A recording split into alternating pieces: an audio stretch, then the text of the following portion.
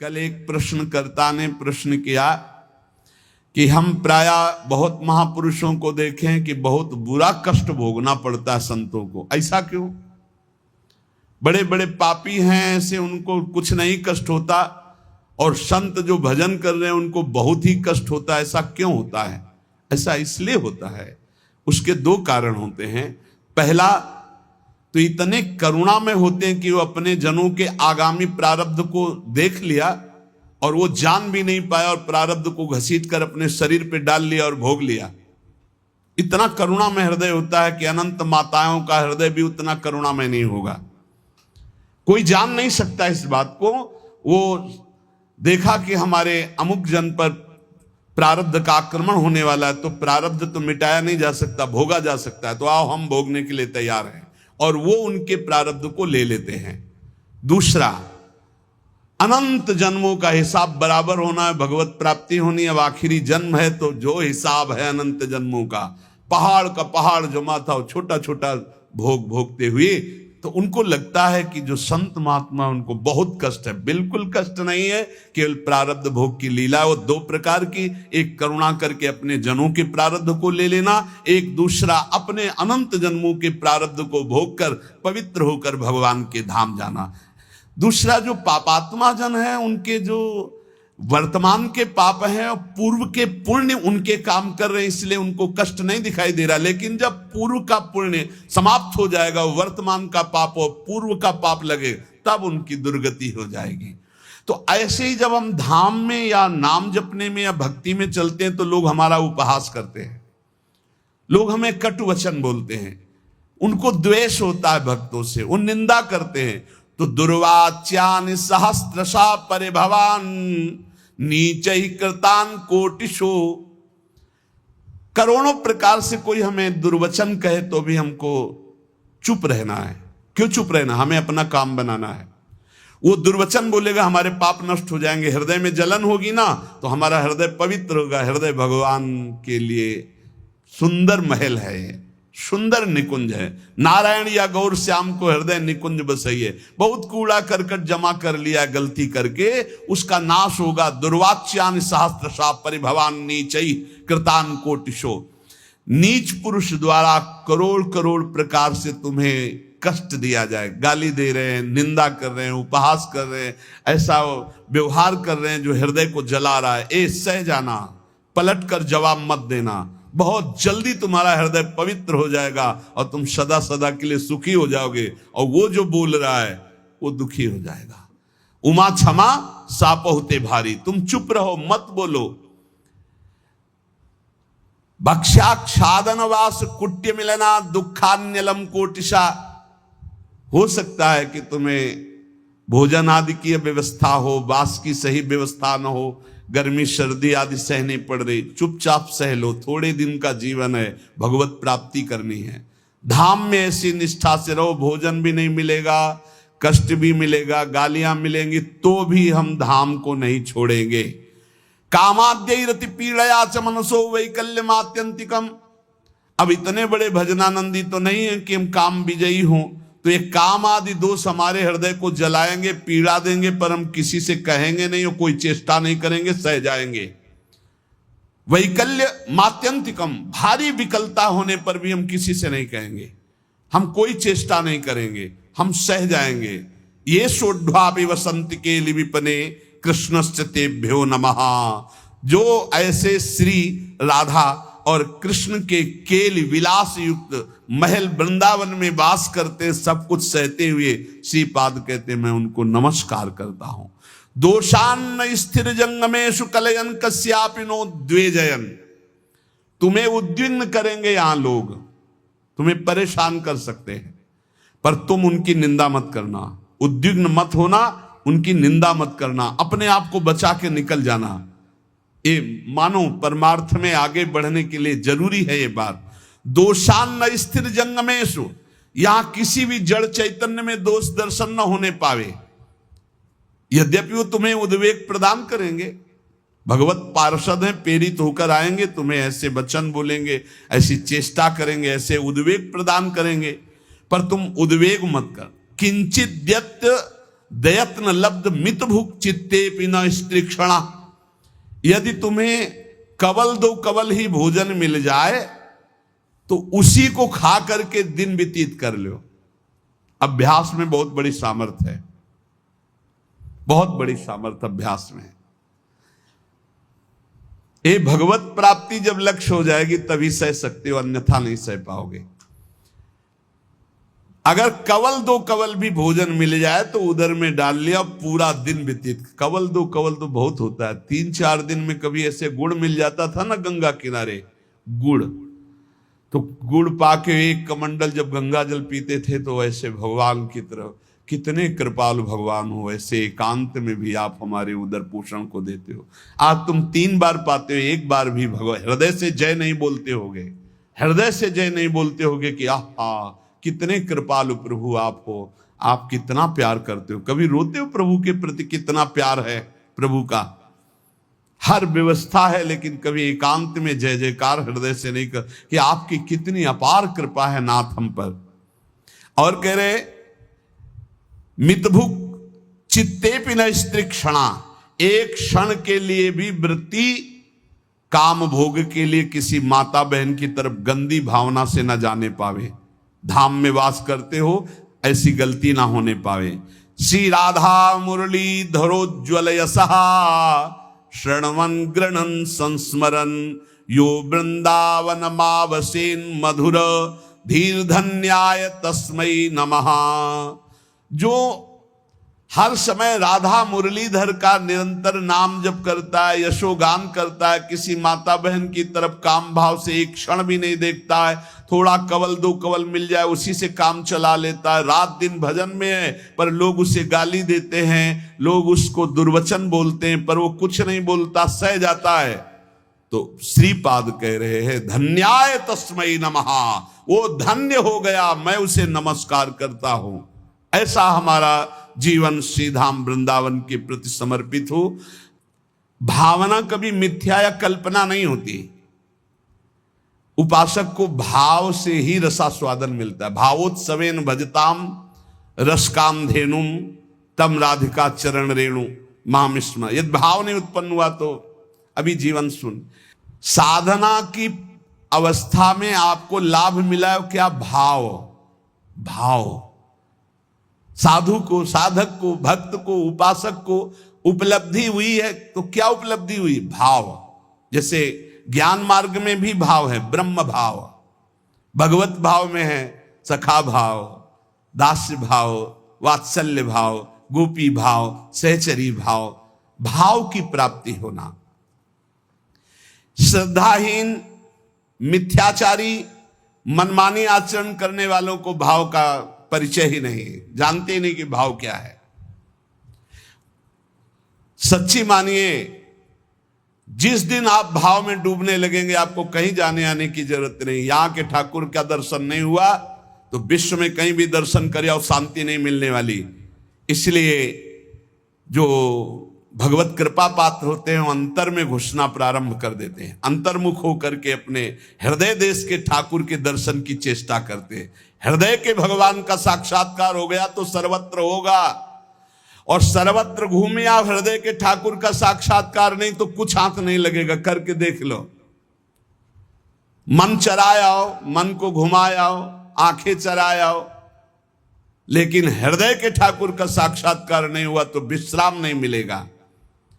देखो ये भाव राज्य है, इसमें स्थूल से सूक्ष्म, सूक्ष्म से सूक्ष्मतर और सूक्ष्मतर से सूक्ष्मतम में प्रवेश होता है। ये दिव्य भावना का लोक है। स्थूल, सूक्ष्म, कारण, भाव, चिन्मय, 5 भेद है। पहले स्थूल भाव बनता है। कैसे? शरीर से प्रकट सेवा में खूब तन्मयता, शरीर से जैसी आज्ञा हुई जहां हमें खड़ा कर दिया गया वही शरीर प्रधान। फिर अंतर में घुसता है, अंतःकरण प्रधान, सूक्ष्म शरीर, चिंतन प्रधान। अब बाहर की क्रियाएं तो पहले से ही संयमित हो चुकी है, अब जैसी गुरु आज्ञा वैसा अंदर चिंतन प्रधान। फिर कारण स्वभाव प्रधान हो गया, या जो पर्यो मोहि सहज स्वभाव, श्री हरिवंश नाम रस चाओ, श्रुतौ राधिका कीर्तिरंता स्वभावे। अब उसका स्वभाव बन गया भगवत लीला गाना, भगवत लीला सुनना, भगवत नाम जप करना, भगवत कीर्तन करना, भगवत सेवा करना। तब प्रकट होता है भाव। स्थूल सूक्ष्म कारण तीनों का परिवर्तन जो कर दे उसका नाम भाव। भाव के आगे चिन्मय देह की प्राप्ति होती है, जिसे भाव देह कहते हैं। ये बड़ा विलक्षण होता है, न स्थूल होता है, न सूक्ष्म होता है, न कारण होता है, न यातना देह होता है, न देव देह होता है, न स्वाप्निक देह होता है। एक अलौकिक चिन्मय भाव देह है। ये नित्य, जैसे प्रिया प्रीतम वैसा ये नित्य है चिन्मय देह। ये देह केवल कहने मात्र को ये शुद्ध भगवत स्वरूप है। इसमें देह जनित कुछ नहीं है, हड्डी मांस या पुरुष स्त्री के चिन्ह ये सब नहीं है भाव देह में। अब आप विचार कीजिए, ये जो लीलाएं हैं ये चिन्मय देह से हो रही है, जहां ना स्त्री चिन्ह है, ना पुरुष चिन्ह है, ना रक्त है, न मांस है, न मज्जा है, न हड्डी है, न विकार है। निर्विकार चिदानंद चिन्मय देह। कैसे जानोगे कैसी रास हो रही है? यहां देह और देही का भेद नहीं, जैसे आत्मा अलग है देह अलग है। यहां माया का पर्दा नहीं है, यहां बहिरंग प्रकृति का प्रवेश नहीं है, यहां अंतरंगा योग माया का भी प्रवेश नहीं है। यहां माया की चादर डालकर भगवान नहीं खेलते, यहां खुला खेल हो रहा है चिदानंद में। जैसे यहां तो माया की चादर पड़ी हुई, पहले देह फिर अंदर बैठा हुआ चिदानंद तत्व है, उसे कोई बिरला ज्ञानी जानता। समात्मा सुदुर्लभा वासुदेवा सर्वमिति। इस चिन्मय भावदेह की जब प्राप्ति होती है तो केवल प्रिया प्रीतम के मिलन आनंद की व्यवस्था करना और उसी आनंद में पूर्णानंद में डूबना। जैसी हरिवंश लाल ललना मिली तो हियो सिरावत मोर, चिदानंद भावदेह से चरी। इसमें जो चरम सुख है उसके आगे मोक्ष सुख कड़ुआ लगता है। यह रहस्य तभी खुलता है जब दिव्य लीला राज्य के भावरस में डूबे हुए किसी भावुक महापुरुष की शरणागति मिल जाए और उनकी बताई हुई उपासना के क्रम से स्थूल शरीर, सूक्ष्म शरीर, कारण शरीर, तीनों से परे भाव, भाव से भी गाढ़ भाव दे चिदानंदमय की प्राप्ति, तब इस लीला में प्रवेश हुआ। प्रभु की प्राप्ति के अनेकों निश्चित मार्ग सत्य हैं जो मोक्ष प्रदान करते हैं, प्रेम भी प्रदान करते हैं, परंतु ये कुछ विलक्षण है। लीला संदोह में प्रवेश करने के लिए सखी भावापन्न होना ही पड़ेगा। देखो, जब नारद जी ने हठ किया कि मुझे आपकी ब्रज लीला रास देखना है, तो उनको नारद जी से गोपी बनना पड़ा। अर्जुन जी को भी गोपी बनना पड़ा। भगवान शंकर जी ने जब चाहा तो इनको भी गोपी बनना पड़ा। ब्रज लीला के रास में अर्जुन को, नारद जी को, भगवान शंकर को गोपी बन करके प्रवेश दिलाया।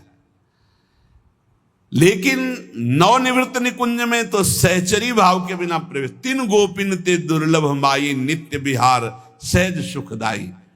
यहां धाम परिकर खगमृग पशु पंछी सब चिदानंद, यहां दो नहीं, सब एक है। प्रिया लाल खग मृग पशु पंछी वृंदावन सहचरिया सब का सब एक ही परम तत्व हित प्रेम। प्रेम, ये प्रेम का वैभव। इस नित्य परिकर में भाव देह से सम्मिलित हुआ जाता है। भाव देह के बिना रास और विलास ये परम गुह्य रहस्य है, इसे कोई नहीं जान सकता। ये तर्कों के द्वारा, विद्वता के द्वारा, शास्त्रों के द्वारा प्रमाणित नहीं किया जा सकता, क्योंकि जितने प्रमाण दोगे सब योग माया के अंतर्गत होंगे। योग मायातीत, पहले तो मायातीत मलिन त्रिगुण माया, सतोगुण रजोगुण तमोगुण, फिर इससे भी विशुद्ध जो योग माया है उसके ऊपर जब जाओ तब नवनिवृत्त निकुंज का रस। न लोक संग्रह है, न जगत के प्राणी हैं, न जगत की भावनाएं हैं, न जगत का भोग है। एक अलौकिक दिव्य धाम नवनिवृत्त निकुंज,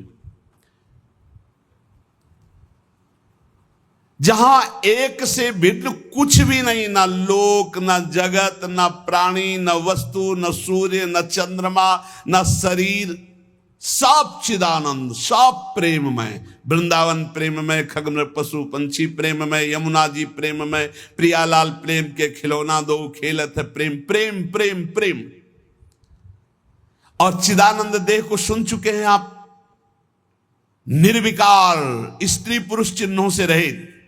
चिदानंद में देह तुम्हारी, विगत विकार जान अधिकारी। नित्य दिव्य रसमयी रासलीला का रहस्य ये माया मुग्ध मानव किसी भी तरह से नहीं जान सकता।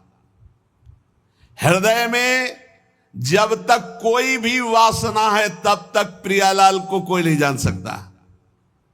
रास के ज्ञान को जानने के लिए ब्रह्मज्ञानी भी नहीं परिपूर्ण है कि ब्रह्म ज्ञान हो गया तो रास का ज्ञान उसे हो जाएगा।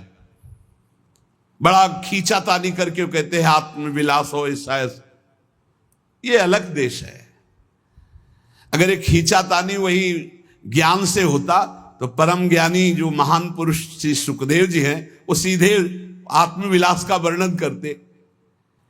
जगत के विषयों से त्याग वैराग्य उपरति, मोक्ष सुख का त्यागी, वो रास रस का अधिकारी जो पुरुष होता है उसकी स्थिति का वर्णन करते हुए कहते हैं जहां किंचन मात्र भी मैं का ख्याल ही नहीं रह गया। देखो, रास में प्रवेश पाने वाले भाव देह को प्राप्त हुए महापुरुष की स्थिति कैसे होती, वो देख रहा है। मेरे द्वारा होता जो कुछ करते वो सारा भगवान, मैं न रहा मेरा न रहा, करता कौन कहां अभिमान। ढांचा एक बना रखा है अपने से ही अपने काम, नियमित सब चलते कल पुर्जे होती दिखती क्रिया तमाम। केवल ढांचा दिखाई दे रहा है, अंदर सिर्फ भगवान बैठे हुए हैं। अब जो कुछ हो रहा है वो सिर्फ भगवान कर रहे हैं। ढांचा दिखाई दे रहा है व्यक्ति का, वो अंदर बैठा है परमात्मा, वही सब कुछ करा रहा है।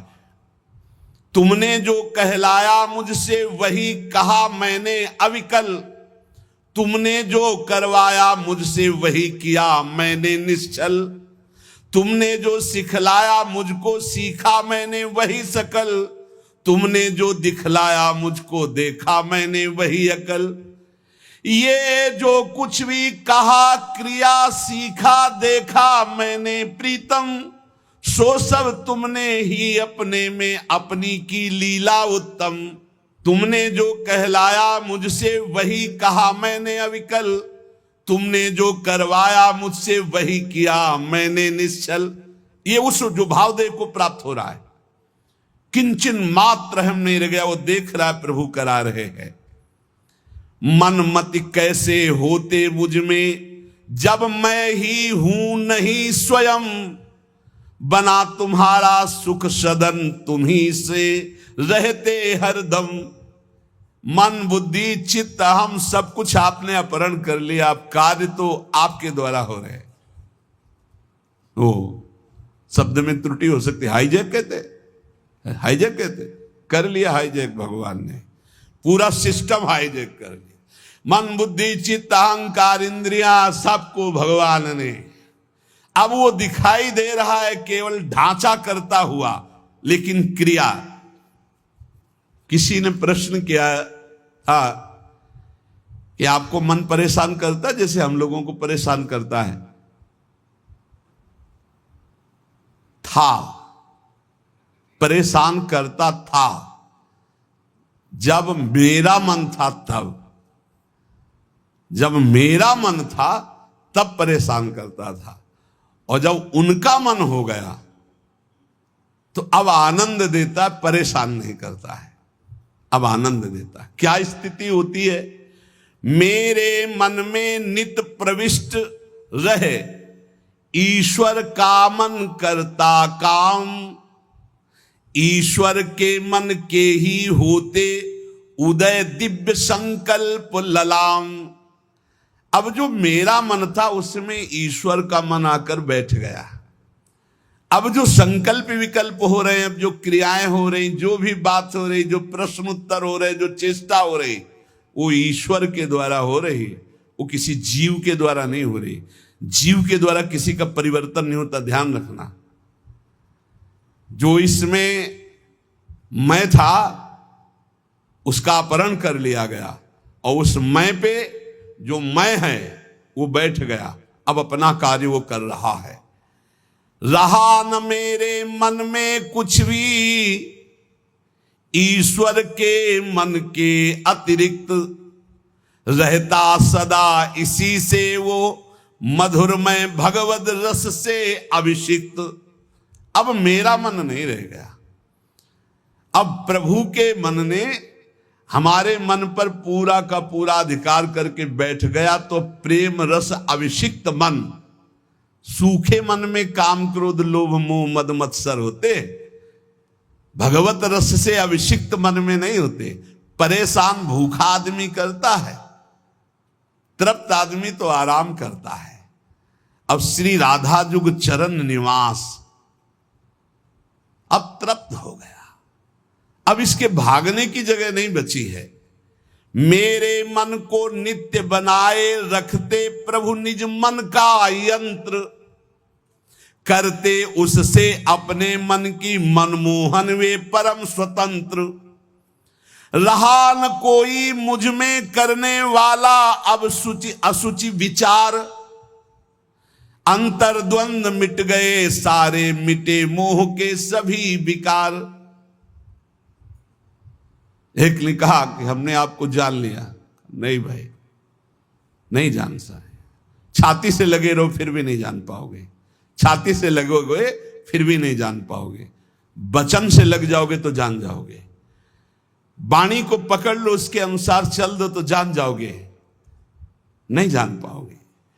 प्रभु के मन में निज को खोकर मन हो गया अमन मेरा, उठा असत आशा तृष्णा का ममता का सारा डेरा।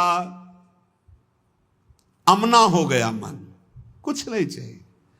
जब बहुत बड़ी वस्तु मिल जाती है तो उसके पाने के बाद कुछ पाना बाकी नहीं रहता, उसके जानने के बाद कुछ जानना बाकी नहीं रहता। एक बार चित्त को लगाओ, तो एक बार प्रभु में लगाओ, फिर जब प्रभु तुम्हारे चित्त को स्वीकार कर लेंगे तो क्रीड़ा करते अब मन में स्वयं प्रीतम इच्छा अनुसार, करते रहते नित उसमें उससे वे अब स्वच्छंद विहार। अब मन रूपी भवन में हमारे प्रीतम स्वच्छंद विहार कर रहे हैं।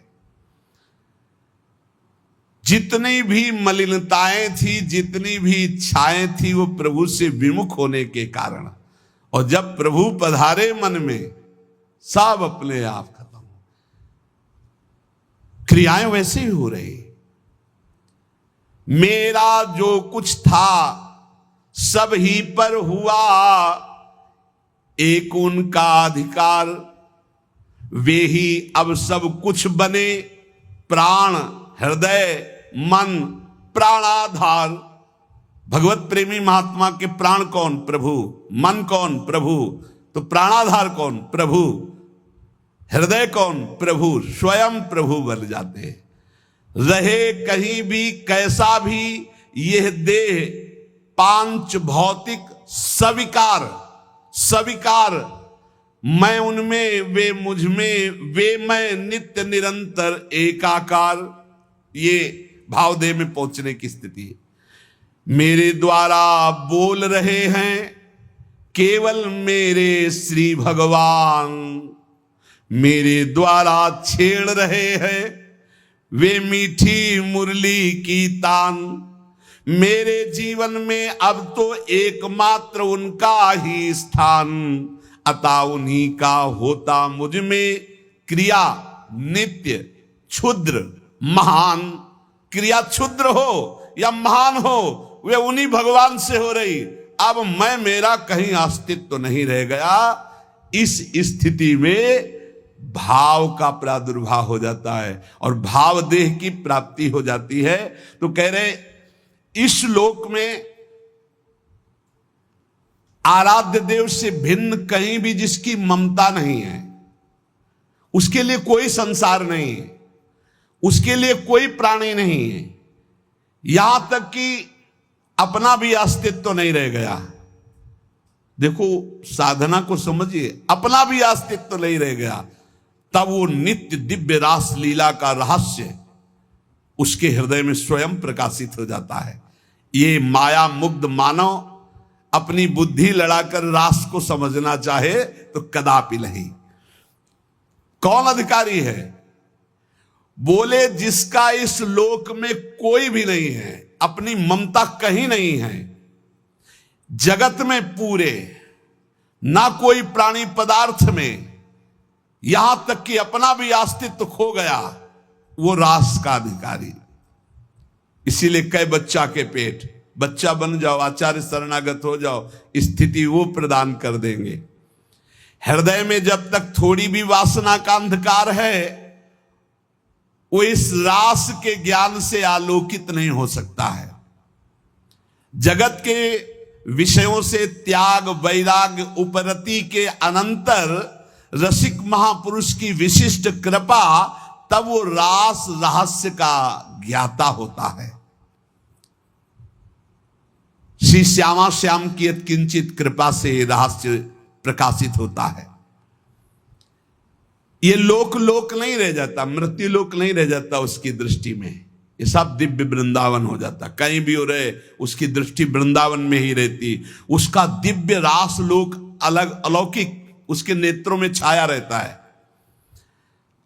हमारा हृदय तो वासना से ग्रस्त है, दिव्य लोक की बातों पर विश्वास ही नहीं है, पाप की तरफ ही आकर्षण है, यही सुख दिखाई दे रहा है, इस माइक जगत को ही सत्य मान रहे हैं।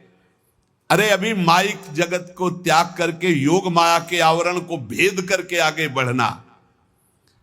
रास में जहां श्री श्यामा श्याम व्यवधान रहित अद्भुत रास रंग में मगन है, ये माया का आवरण और योग माया का आवरण हटे बिना वहां प्रवेश नहीं होता है। वहां का वस्त्र, वहां के शरीर, वहां के खेल सब व्यवधान रहित मायातीत योग मायातीत दिव्य प्रेममय है। वस्त्र भी प्रेम के, वस्त्राभूषण भी प्रेममय। ये नित्य परिकर जो प्रिया प्रीतम का है, इसी के आश्रय से इस परिकर में प्रवेश होता है। ये जो सखियां आई, श्री स्वामी हरिदास जी महाराज, ललिता सखी जी, श्री हरिवंश महाप्रभु हित सजनी जी, ये जो नित्य परिकर है किशोरी किशोर का, इन्हीं की कृपा से इधर सोच बढ़ती नहीं, कल्पना भी नहीं कर सकते आप। संभाव्योपि विरंचि नारद शिवो स्वयं भुवाद्यैर नया। इतना आवरण माया का है, इसी को भेद पाना बड़ा कठिन है। देखो उस दिन कह रहे थे काल के भी महाकाल जिनकी सेवा में रहते हैं, यहां लिखा है जहां काल के भी महाकाल नित्य कालातीत प्रभु दैन्य भाव लिए हुए विराजमान हैं। दैन्य भाव, यद्यपि सकल लोक चूड़ामणि दीनपन पो माने, प्रीति की रीति रंगीलो ही जाने। इस खेल में, प्रेम पथ में, रास रस में, माया की गोद में बैठ करके और इसको समझना चाहे असंभव। बिना ब्रजरज का सेवन किए, बिना ब्रजरज उपासक रसिकों का संग किए हम सोच भी नहीं सकते कैसे रास का क्या स्वरूप है। जब किसी रसिक महापुरुष का आलिंगन प्राप्त हो, आलिंगन का तात्पर्य तुरंत बाहरी भाव में आता है कि वो हमको गले से लगा ले, लेकिन यहां इस आलिंगन की बात नहीं कह रही, तदात्म की बात। आप में समा गए, कोई रसिक महापुरुष आप पर कृपा करे और हृदय से आपके हृदय का आलिंगन कर ले, और आप पूर्ण त्रिभुवन में काम विजयी हो जाएं। कोई त्रिभुवन में मृत्युलोक की सुंदरता, क्या देव गंधर्व लोक की भी सुंदरता, ब्रह्मलोक की भी सुंदरता आपको आकर्षित न कर पावे। इस कोटि का वैराग्य जहां यत किंचन मात्र ब्रह्मलोक तक का कोई भी भोग आकर्षण न पैदा कर पावे, वो इस मलिन माया को पार करके ठीक उस रास लीला परम धाम की तरफ जाने का अधिकारी होता है। कितनी ऊंचाई चाहिए, इसीलिए बच्चा बन जाओ। बहुत ऊंचे नहीं बन पाओगे, बच्चा बन जाओ। साधारण मानव समाज अपने धर्म में तो चल नहीं पा रहा, वर्णाश्रम धर्म की तो बात ही दूर हो गई, वैदिक सिद्धांतों तक तो पहुंच ही नहीं हो रही है। धर्म का जब तक पालन नहीं, तब तक पाप वासना भ्रष्ट किए हुए कैसे कोई समझेगा प्रिया प्रीतम की बात। इसीलिए बड़े भाग्यशाली हैं अपने लोग जो प्रिया प्रीतम की बात कथन सुन। ये सब महामहिम बातें ये सुनने को नहीं मिलेंगी, नहीं मिलेगी। आजकल श्रवण कथन का स्वरूप ही बदलता चला जा रहा है, एक उपहास, एक मनोरंजन, एक ऐसा। ये जो मायाकृत है, कैसे जानेंगे रास, कैसे जानेंगे भगवान की प्रेम विलास को। अरे भक्त तो धर्म राज्य, वैदिक सिद्धांत राज्य, यहां तक कि मोक्ष पदवी से ऊपर उठा हुआ प्रेम राज्य में जब पहुंचता, तब यह दिखाई देता है रास क्या है, राधा कृष्ण का स्वरूप क्या है। भावलीला में मानवीय कर्म चेष्टा का प्रवेश ही नहीं है।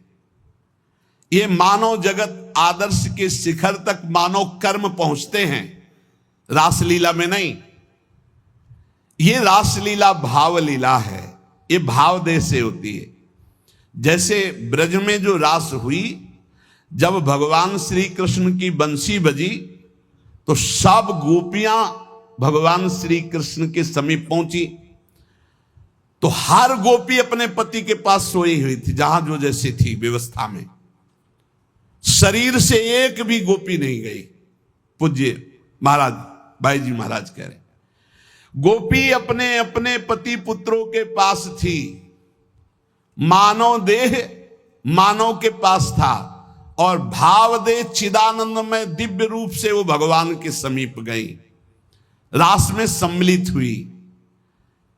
ये स्थूल सूक्ष्म कारण देह नहीं थे, भाव देह चिदानंद में स्थिति गोपी की। चिन्मय देह भाव देह में दिव्य अलौकिकता होती, उसमें स्त्री पुरुष के चिन्ह ये सब भाव नहीं होते। इस माया देह को वहीं छोड़ दिया था अपने अपने घरों में, और सब भाव देह से पहुंची हुई थी। पूज्य भाई जी महाराज इसमें लिखे, आत्माराम श्री कृष्ण का आलिंगन आत्मा से होता, देह से नहीं। वो आत्मदेह स्वरूपा गोपांगनाएं थी। इसलिए प्रभु को जो रास विलास में तो कहा स्वप्रतिबिंब विभ्रमा, जैसे बालक अपने प्रतिबिंब से खेलता है, अर्थात सब श्री कृष्णमयी चिदानंद देहधारी गोपियां थी, कोई लौकिक स्त्रियां नहीं थी। जब ब्रज रास को ही नहीं समझ पा रहे हैं तो नवनिभृत निकुंज का रास ये भावुक जनों का विषय है, ये कल्पना का लोक नहीं है, ये परात्पर प्रेम का दिव्य लोक है। इसलिए हमारी प्रार्थना उन प्रेमी उपासकों से है कि ऐसे बहिर्मुख जनों का, ऐसे बहिर्मुख व्यवहार का, ऐसे बहिर्मुख वार्ता का त्याग करके अपने भाव को बचाते हुए बहुत ऊंचाई पर प्रभु ने घसीट लिया है प्रिया प्रीतम की उपासना। तो सिर्फ श्यामा श्याम का नाम, श्यामा श्याम की रूप, श्यामा श्याम की लीला, श्यामा श्याम के गुणों का गायन करते हुए संसार की, लोक परलोक की कोई परवाह न करते हुए, किसी की समालोचना का ये विषय नहीं, ये अपने हृदय के भाव का विषय है। तो जैसा आचार्य गुरुदेव ने उपदेश किया वैसा हम आगे बढ़ते रहे। पूज्य श्रीपाद प्रबोधानंद जी महाराज, यदि आपको वृंदावन का वास मिल गया है वृंदावन आने को मिल गया है। अब यहां आपको कोई कटुवचन बोलता है, आपके साथ दुर्व्यवहार करता है, तो आपको पवित्र किया जाता है। निरंतर नाम जप करें और जो भाव में झांकी आ रहे उसे कल्पना मत मानो। बहुत रोमांचित हो कि प्रभु पधारे, प्रियालाल हमारे ध्यान में आ रहे, और जैसा तुम्हारा गाढ़ ध्यान होता जाए, किसी से कभी कहना मत कि स्वप्न में भगवान आए हैं या हमारे ध्यान में भगवान आए हैं, आज तो हमने ऐसा अनुभव किया, वैसे कुछ मत बोलो। परमार्थ की अनुभूतियां छुपाने से आगे बढ़ती हैं। अगर हम जरा भी बोल दिए तो उसी दिन से बंद हो जाएंगी। इसलिए सावधान रहो, खूब नाम जप करो, अपने भाव की बातें किसी को बताओ मत, और किसी के द्वारा आपके प्रति जो दुर्वचन है, अपमान है, निंदा है, इनको सह जाओ। जैसा रूखा सूखा मिले उससे उदर पोषण करो। यहां से जाना है, शरीर छोड़ना है, भगवत प्राप्ति करनी है, ये दृढ़ निश्चय रखो। शेष चर्चा आगे। श्री राधा वल्लभ लाल की।